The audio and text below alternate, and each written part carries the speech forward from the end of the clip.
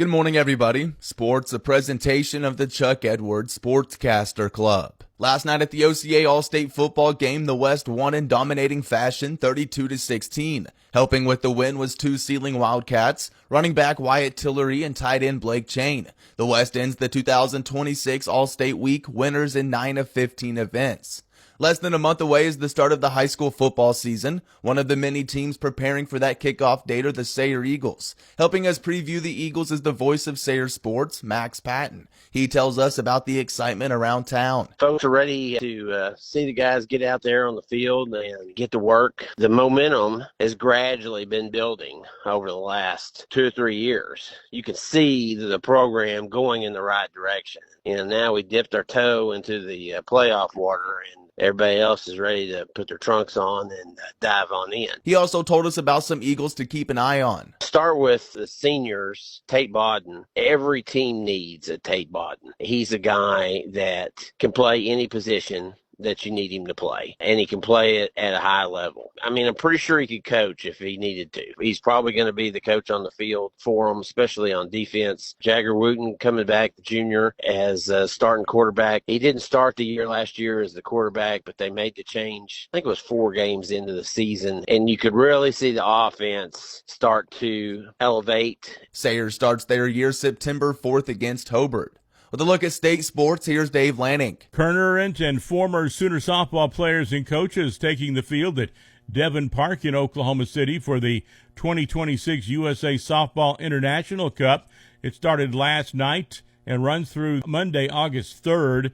Several former Sooners on the U.S. women's national team include Alyssa Brito, Jada Coleman, Tiare Jennings, and Kelly Maxwell.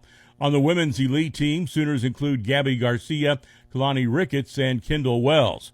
Oklahoma is well represented across the coaching staffs, with Patty Gasso serving as the head coach and J.T. Gasso and Jennifer Rocha also serving as assistants. I'm Dave Lanning on the Radio Oklahoma Network. Another former Sooner is currently going through front office disputes with his NFL team. Kevin Uretsky has more. The Tampa Bay Buccaneers' Baker Mayfield wanted to work out a new deal with the team by the start of training camp practices, but it didn't happen, and he's not pleased. Disappointing in that regard to not have, to feel disrespected a little bit. He continued to express frustration Thursday. To feel undervalued after, thinking you've earned it. Mayfield said he believes he is a franchise quarterback and has been told he is.